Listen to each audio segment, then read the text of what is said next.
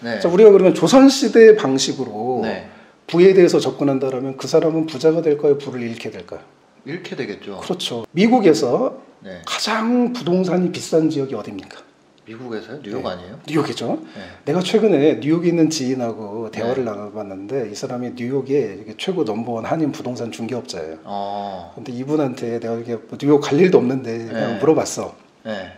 뭐 뉴욕 집값 얼마 해요? 그랬더니 네. 이분이 최근에 뭐 원룸을 한국인이 와서 몇 명이 사갔대. 그래서 네. 나도 원룸 하니까 뭐 한 3억 되겠지. 뭐 아무리 뉴욕에도 한 5억이나 하겠다 이렇게 생각했는데 뭐라고 말씀하시는지 아세요? 저한테 230만 달러부터 시작했는데 원룸이 230만 달러. 내가 이게 밤에 네. 카톡 주고받다가 네. 휴대폰을 떨어뜨렸다니까 너무 놀래가지고 처음에 혹시 23만 달러를 잘못 그러니까 말씀하신 거예요? 230만 달러라는 거 아니에요? 그렇죠. 230 고급 원룸인데 230만 달러부터 시작하는데 나한테도 네. 그러더라고요. 지금 사놓으면 이게 네. 자기 생각에는 최소 350만 달러까지 간다. 근데 내가 230만 달러가 어딨어? 그래서 아니 원룸이 네, 고급 원룸이. 네. 이제 그런데 뉴욕이 세계에서 가장 핫하고 네. 그리고 뉴욕의 부동산은 유대인이 80% 소유하고 있습니다. 유대인은 이제 부동산 귀신이죠. 네. 그리고 유대인이 소유한 부동산이 뉴욕에서 가장 알짜예요. 그리고 뉴욕에서 가장 비싼 지역이 어디냐면 5번가라는 곳이래요. 거기에 이제 명품거리, 우리나라로 따지면 청담동인 거죠. 그런데 그 명품 샵들이 지금 명품 샵이 들어간 그 건물들이 공실이 엄청나게 많이 생기고 있어요.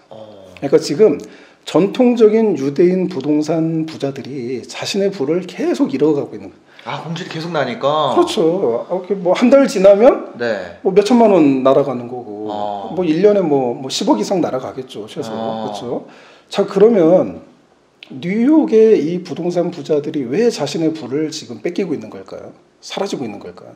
몰라요. 아마존 때문에 그래요. 맞아. 그래서 아니 이거는 정식으로 그 미국에서 그 기사가 나온 거예요. 네. 그리고 실제로 상가 주인들이 그 건물주들이 우리가 아마존 때문에 이렇게 힘들다 이렇게 실제로 인터뷰한 내용이 다 나와 있어요. 아마존이 건물주 돈을 뺏어가지고 그 판매자한테 나눠주고 있구나. 그렇죠. 이게 아마존에서 명품을 사면 되는 거야. 그러니까요. 굳이 갈 필요가 없는 거야. 그러다 보니까 관광객도 이제 안 와. 그러니까 예전에는 그 거리에 가서 명품 쇼핑하고 그랬는데 이 뭐 이렇게 좀 돈 많은 이 아가씨들이나 돈 많은 이제 아줌마들이 또 요즘은 안 그런다고. 내가 그냥 그 뭐 인터넷으로 뭐 사고 싶은 거 사고 놀러 가는 건 굳이 뉴욕 그 복잡한 데 가나 뭐 이탈리아 뭐 베니스를 간다 이런 거지. 그러면 아마존이 어떤 기업이냐면 아마존이 인공지능 기업이에요. 그러니까 아마존의 제프 베조스가 인공지능 기업으로 탈바꿈시킨 지가 굉장히 오래됐습니다. 처음 시작부터 인공지능 기업으로 시작을 했거든요. 계속 인공지능을 사들였죠. 그리고 나서 아마존 제국을 만든 겁니다. 그 결과 제프 베조스는 평범한 직장인에서 세계 최고 1등 부자가 됐죠. 그런데 아마존 제프 베조스가 어떻게 부자가 됐냐?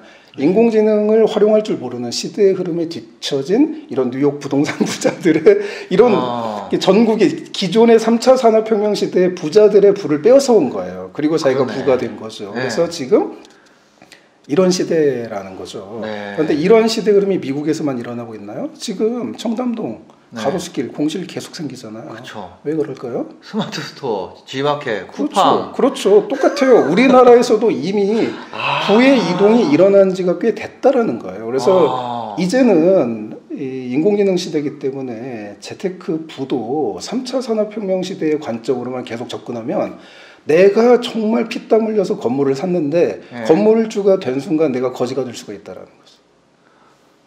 그런 시대가 건물만 갖고 그 건물은 계속 가치가 떨어지고 있는데. 그렇죠. 네네. 그래서 지금 이제 부에 대한 사고방식의 대전환이 필요한 시대예요. 그래서 제가 이 이야기를 이제 사실은 거의 이제 우리나라에서 최초로 지금 하고 있는 건데 저는 이제 그런 게 좀 안타깝더라고요.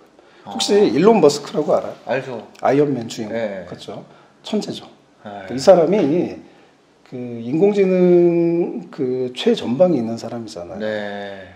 이 사람이 최근에 2014년에 자기 자녀들 5명을 자퇴를 시켰어요. 학교를?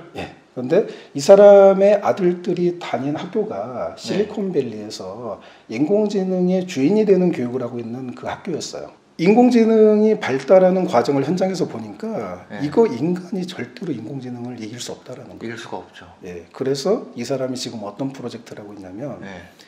인공지능에게 들어가는 뭐 뉴모로 칩인가가 있어요. 네. 인공지능 그 칩을 네. 인간 두뇌에다 심는 프로젝트를 하고 있어요. 실제로 회사를 만들어서 투자도 엄청나게 많이 받고 있고. 네. 그래서 이렇게 말하면 인간이 사이보그가 되어야 업그레이드 인공지능을 거죠? 이길 수 있다. 그렇죠. 업그레이드. 네, 그런 사람인데 이 사람이 자기 아들들이 다니고 있는 실리콘밸리 사립학교를 가 보니까 인공지능의 주인이 되는 교육을 하고 있는데 네. 새로운 시대의 교육을 하고 있는데 네. 너무 부족한 거야. 뭐가요?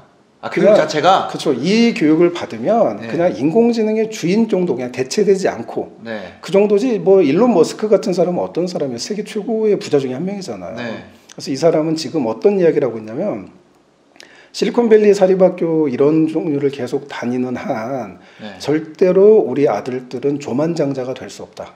지금 뭐 빌 게이츠 이런 사람들도 억만장자잖아요. 그런데 이제 인공지능 시대에는 인공지능 산업이라는 게 생기고 이 산업의 1인자가 되면은 조만장자가 되는 거예요. 빌 게이츠보다 뭐 100배 부자가 되는 거죠. 10배, 100배. 그래서 자기는 아들들을 그렇게 만들고 싶은 거예요. 그런데 학교가 조만장자가 되는 교육을 제공하지 않고 있다. 그래서 자퇴를 시키고 자기가 학교를 세웠어요. 2014년에. 에드 아스트라라고. 그래서 자기 지인의 자녀 31명이 다녀요. 31명만 다니는 학교예요? 예. 인간의 IQ가 뭐 잘해봤자 140. 그거 엄청 높은 거죠. 그렇죠. 예. 그러면 거의 천재급에 들어가는데 인공지능 IQ는 이제 양자 컴퓨터 최근에 이제 나왔잖아요. 근데 얘가 지금 알파고도 무섭잖아요. 알파고가 1억 년 동안 하는 계산을 얘가 1분 만에 끝내요. 근데 얘가 이제 10년 뒤에 상용화가 된대. 얘를 장착한 인공지능 로봇은 IQ가 바로 그 순간 1만을 돌파해요. 그러니까 쉽게 말하면 지식의 시대는 끝난 거예요. 지식과 기술의 시대는. 그래서 이런 시대에 일론 머스크가 이제 새로운 시대가 닥치고 조만장자를 우리 아들 만들어야 되는데 그러려면 인공지능 시대에 인공지능으로 인해서 발생하는 윤리 도덕적 문제, 인류사의 문제를 해결하는 능력을 갖춰야 된다. 그래서 에드 아스트라라는 일론 머스크 사립학교의 교육과정은 90%가 이거예요. 미래 인류 사회에서 AI 때문에 아프리카에서 이런 문제가 발생한다. 했다. 그럼 너는 이거를 어떻게 해결할 것이냐. 그래서 나중에 이 능력을 가진 사람이 인류의 리더가 된다라는 거죠. 지금 뭐 이런 시대인데 그래서 일론 머스크가 이런 학교를 세운 건 뭐냐면 철저하게 돈을 벌려고 한 거야. 조만장자. 나는 빌 게이츠를 뛰어넘지 못했지만 우리 아들만큼은 빌 게이츠의 100배 부자로 만들고 싶다. 그걸 위해서는 새로운 시대의 교육이 필요하다. 그렇죠. 아마존 같은 경우도 그래요. 인공지능에게 대체되지 않는 교육이 임직원 교육이 시작된 지 오래됐어요. 그걸 이제 6페이지라고 하는데 사람들이 임직원들이 자신의 의견을 안건을 이제 종이에다가 쓰는 거예요. 6페이지를 쓰고 임직원들이 이제 돌아가면서 발표를 하고 그걸 가지고 토론을 하는 거죠. 이게 아마존이 추구하는 인공지능에 대체되지 않는 기업 임직원 교육입니다. 그리고 실제로 나는 아마존에서 뭐 미래를 다녔다. 저자 박종준 씨가 있어요. 이분하고 제가 페이스북 친구인데 그래서 박종준 씨 말에 따르면 아마존에서 6페이지 이게 그냥 단순한 게 아니고요. 우리가 생각하는 뭐 발표문이 아니에요.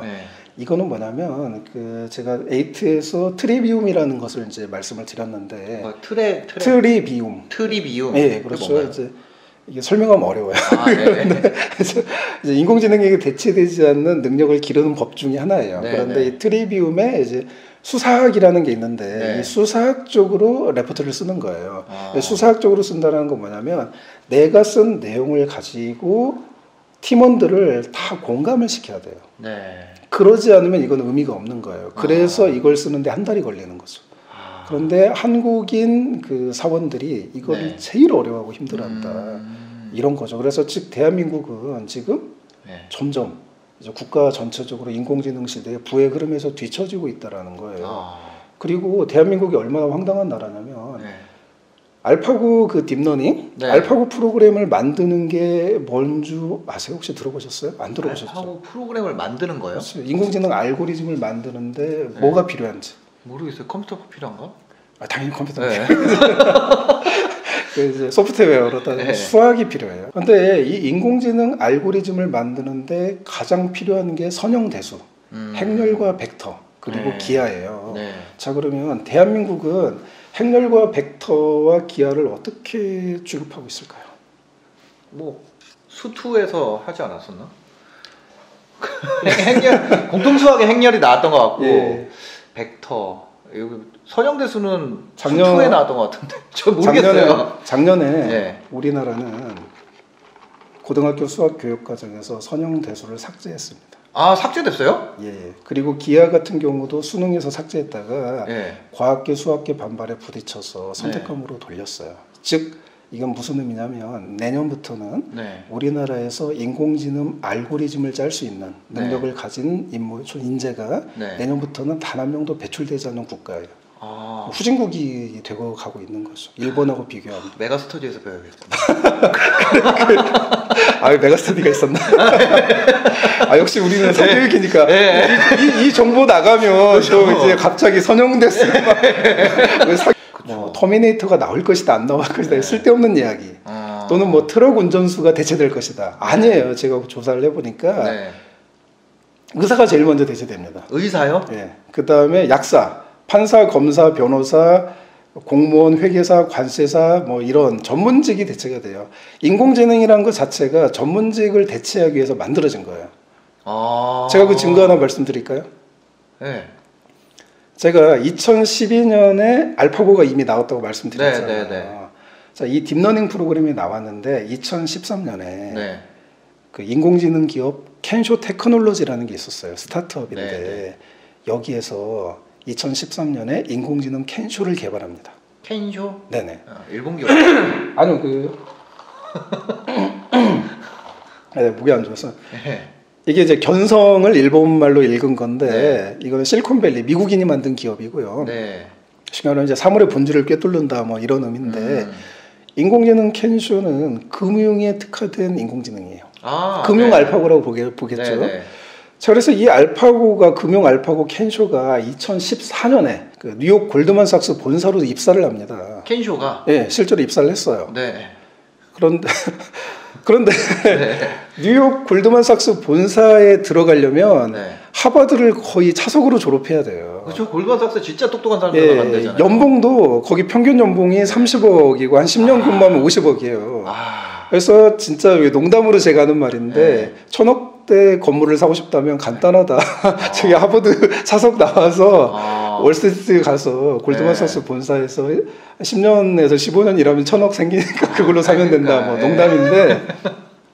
자, 그런데 뉴욕 골드만삭스 본사에 세계 최고의 공부 천재죠. 세계 최고의 전문직, 금융 트레이더, 천재 금융 트레이더 600명이 근무하고 있었어요. 이 사람들 평균 연봉이 30억에서 50억. 자, 인공지능 켄쇼가 들어가고 600명 중 598명이 하루아침에 해고당합니다. 왜요? 켄쇼가 이겨서? 켄쇼가 600명이 2달 걸려 살 일을 3시간 만에 끝냈는데 골드만삭스에 더 큰 수익을 안겨줬어요. 그래서 골드만삭스 회장이 다 잘랐어요. 남은 2명은 켄쇼 보조로 전락을 하고. 아, 진짜요? 예, 이게 2014년에 있었던 일이에요. 아니, 이게 실화야, 실화? 뉴스 기사에도 다 나오고. 아니, 골드만삭스에서 600명이 거의 잘렸다는 거 아니에요? 그러니까 아니 600명이 전체 인원인데 598명이 해고되고 나머지 2명은 그냥 인공지능 보조원으로 전락을 했어요. 그래서 2015년에 골드만삭스 회장이 언론 인터뷰를 했는데 뭐라고 했는지 아세요? 뭐라고 했어요? 우리는 더 이상 금융투자 기업이 아니다. 우리는 인공지능 기업이다.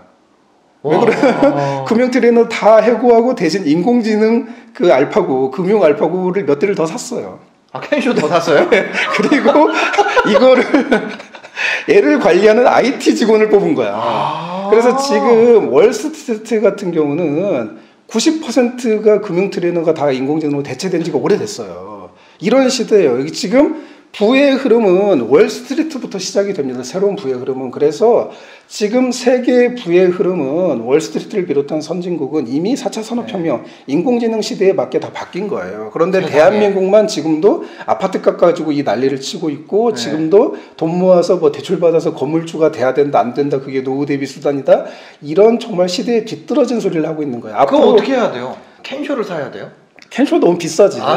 그러니까 너무 그래서 지금 우리나라에 못 들어오는 거야. 지금 우리나라에서도 인공지능 그 의사 앤서를 개발 중인데 걔 개발 비용이 90억인가 그래. 아니 그러니까 그러면 어떻게 해야 돼요? 건물주라는 거는 이제 그거 건물주 꼬마 빌딩 네. 이런 거를 우리는 지금까지 보이는 부였잖아요. 그렇죠. 3차 그럼 산업 내가 뭐 해야 될지 이제 겨우 플랜을 짰어. 3, 40년 걸려서 플랜을 겨우 짰단 네네, 말이에요. 네네. 거기까지 가는데. 네네. 근데 그거 의미 없다고 하시는 거 아니에요? 이게 지금 말하면 조선시대에서 네. 대한민국으로 바뀐 거야. 네. 그러면 조선시대에서 부자가 되려면 어떻게 해야 돼요? 일단 양반이 돼야지. 그렇죠. 그렇죠. 네. 그거랑 똑같은 거야. 지금 내가 건물주 되면 부자가 된다. 이건 조선시대 방식이지. 내가 이 양반 대신 건물주를 되는 거지. 그러니까 네. 그런데 대한민국 시대에는 그때는 뭐야? 주식에 투자하고 또 네. 땅을 사고 네. 새로운 금융과 경제 시대가 열렸잖아요. 지금 딱 그 기로예요. 그래서 지금 우리에게 필요한 건 이제 두 가지 관점이죠. 네. 첫 번째는